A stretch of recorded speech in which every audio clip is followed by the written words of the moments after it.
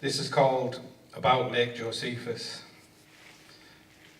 We were at Lake Josephus, waiting for the rain to end, watching from a window as the sky and earth grew into one through the medium of the lake.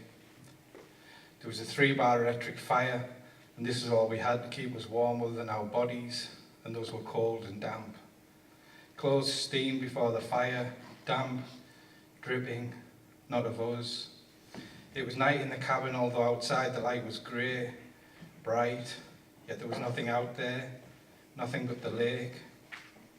There was a bed, and eventually as our bodies dried, as our bodies warm, we lay down upon it. And somehow sleep stole over us in that cold environment, and I dreamt a strange dream, dark, portentous, but kind and loving all the same. And we lay together, and I, as if in heaven, looked down at your body, your face smiling, eyes filled with light, with yearning. And that is how it seemed to me, waking to that squalid interior, the 3 bars glowing, that somehow I'd been in heaven, or even just the garden. The garden made more sense, the 3 bars glowing reminded me of our exile, a cheap electric fire instead of a flaming sword. The next day, Lake Josephus shone out of the mists and shimmered blue, bluer than the sky. There was a last hug as we said goodbye, a brief pressure of breasts as your body pressed against mine. Right, it's called 7:05 a.m. Grey-blue overcast, rain turning the pavements to the colour of damp cardboard. All along the top of the back wall, the spring light shines obliquely, hardly a light at all. Or at the end of the yard, the green of the lilac tree stands out as a lurid mistake. This is called Inside the Emerald City. It's Architecture of the West. I'm sick of the sight of this city, glowing like kryptonite no matter what the weather. It's a shrill, showing off kind of colour, meant to impress and dazzle the eyes. And the people, always in a hurry, pushing and shoving just to get along. The streets crowded and mean. It's green with envy, this place, poisonous greed that emanates from the walls like a miasma, everyone watching everyone else in case someone has something they do not. It's dark, and the wind lashes the window with rain, causing the candle flame to flicker riotously, sending our shadows into fits on the walls. Unconsciously, you shudder with each icy blast. There's a table between us, littered with bread and cheese, but I can still smell the sweat from your unwashed body. The sour aphrodisiac that keeps me distracted throughout the meal.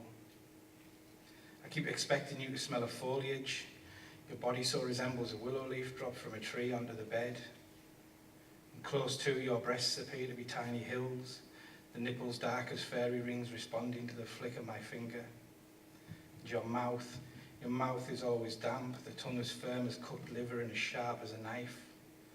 All people see is a supposed difference, your green as grass face and body swathed in shadows. But I part the lips of your secret place, the place where the ocean gathers in you. And on the inside, you're as pink as everyone else. Right, this is called Black Sun. This is wrote from the point of view of the wife of Harry Crosby, who was some rich bloke in the beginning of the 20th century, who published loads of like Henry Miller and people like that, I think, in France, where no one else had printed them, and he just killed himself with some woman he'd met. So I read a biography of him, and it was quite interesting. But it inspired this. Black Sun. How many blue mornings did we see together, staggering through those narrow, deserted streets with the buildings leaning drunkenly over us, the force of our love driving us into the dawn. The white diamond of the newly risen sun, the light I often saw reflected in your eyes, the hurtling rush towards madness of our lives together. Now I see it no more. The light of the world is lessened. It's called Netherfields. The autumn sunshine, weakened by the wind, draws the starling up onto the rooftops. Wherever else I am, I will always be here. Goodbye, my friend, my ally, my bitterest of bitter enemies.